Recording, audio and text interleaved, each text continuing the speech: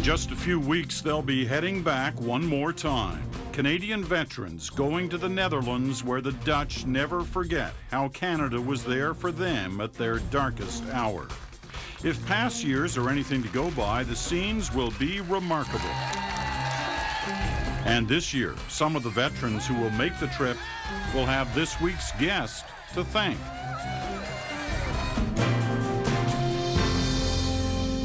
And hello again, I'm Peter Mansbridge. One-on-one this week with Randy Young from Friends of Veterans Canada, FOV. I think we all want to be friends of veterans, but you seem to have taken that whole idea to a different level.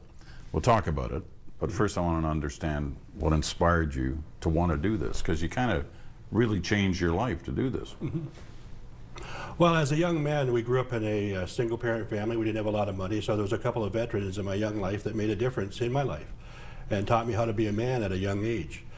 And Harold LaPointe was primarily one of the major influences in my life. He was shot down in Halifax at the last days of the war over Belgium, where Messerschmitt flew through the rear tail section of the plane. He was a mid-gunner, so he was the only survivor of the aircraft. And I didn't even know this story when I met him, because again, 10, 15 years later, I was at my Legion one afternoon, and I was standing outside with a friend of mine. And I said, "What are you doing here today?" And he says, "Well, I'm here to take care of a veteran friend of mine who was shot down over Belgium." And I thought, "Oh, I'd love to make a little video about that. I'd like to get into the documentary world."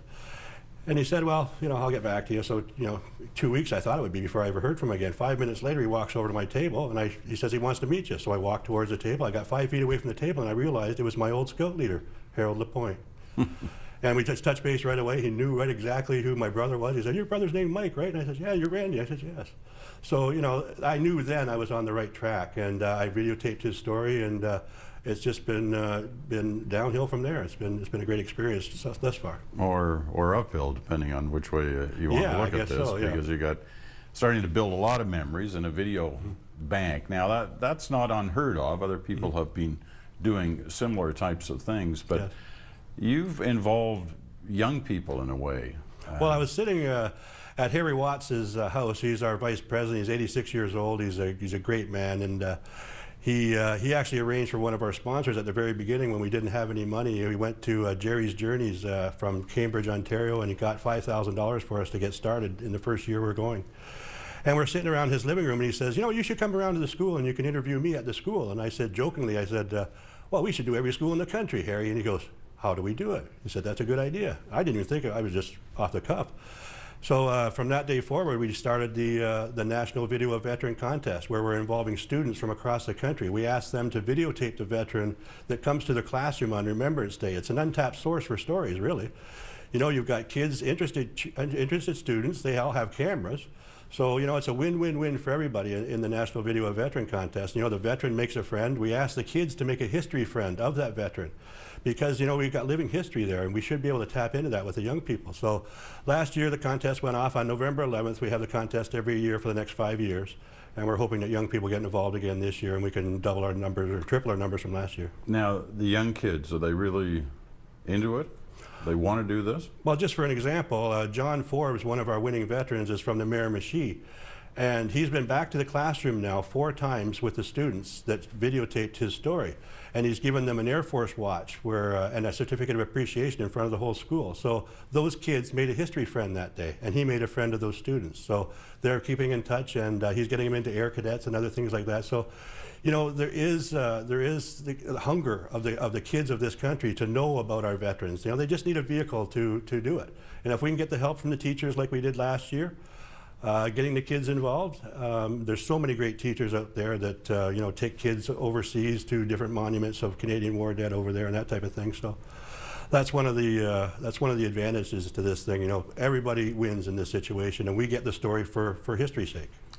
There's also been a change on the part of veterans, and that is in the sense that they're willing to talk about it. We went through a long period of time, especially with Second World War veterans, where they really didn't want to talk about the experience. But as they've grown older, they've seen the importance of passing those stories down. I think they're realizing their mortality now, and I have a story to tell, and I'd love to share it with somebody. But a lot of times, all it takes is to ask.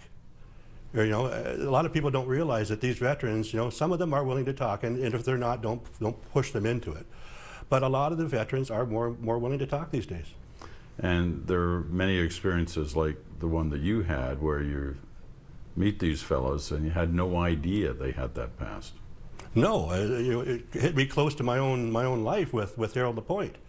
You know, I didn't realize it. I knew he was in the Army because he, you know, a lot of the guys after, you know, the World War II, they had to go join another service if they wanted to stay in, and usually go down in rank.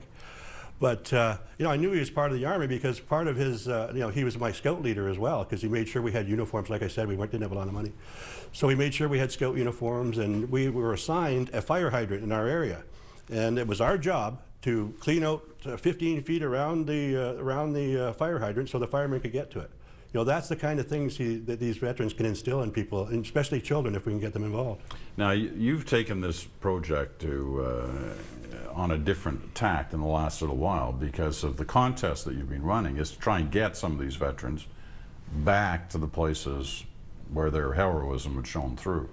The latest example being those who'd fought in Netherlands and helped liberate that country.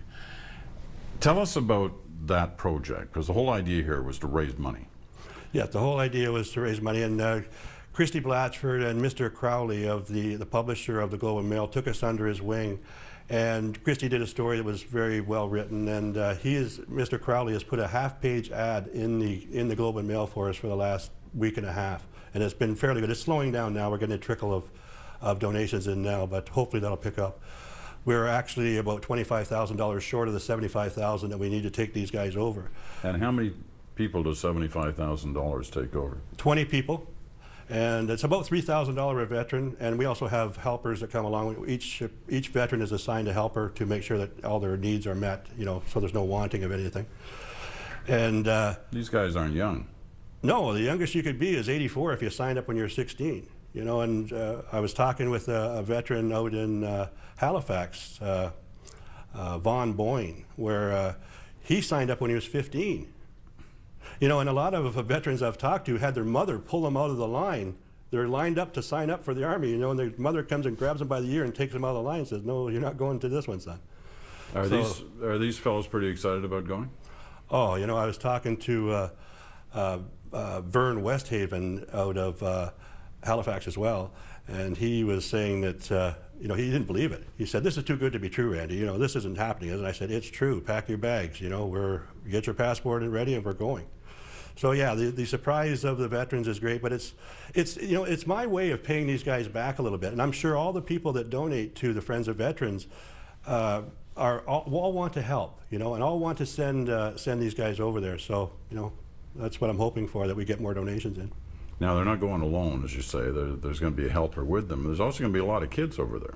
Yes, there's a company called EF Education that's taken over 2,400 students, and they're going to make sure that we're taken care of over there as well. They're a good group. They're a good bunch of people. They've been in business since 1965. This year, they're taking over 2,400 students to Holland, but before they get to Holland, they're going to go by Vimy and by Normandy. So these kids get you know, 3 different impressions of what led up to Holland and the surrender of the Germans during World War II. There's no doubt that there's been a change in that sense, in the reliving of our history on the part of young people. It's really kind of come about in the last 15 years, since the 50th anniversary of D-Day, the 50th anniversary of VE Day, 94 and 95, yes, sir, where young people have taken a much more interest in this, and the school system has, you point out. I mean, I was at Vimy for the 90th anniversary, and there were 4,000 or 5,000 kids from Canada were there. We got to take our break, but when we come back, I want to hear some of the stories that you're collecting in that video library. No problem. We'll be back one-on-one with Randy Young right after this. One place there is Cape Grisnez, eh? Mm-hmm. That we had to go in and take the big guns firing across the English Channel, mm-hmm, and they were hitting Dover and ships come by. We had to go out and attack this whole regiment. They're attacked one morning, only one day, or 2 days, I guess. But 2 days going up, they're mounted up in the mountain. That's where the guns are all around, near the coast, eh? So we had to attack there and take that place out. Of course, we used tanks and and artillery and everything else, and we were behind. So we came in and cleaned the place out, the enemy.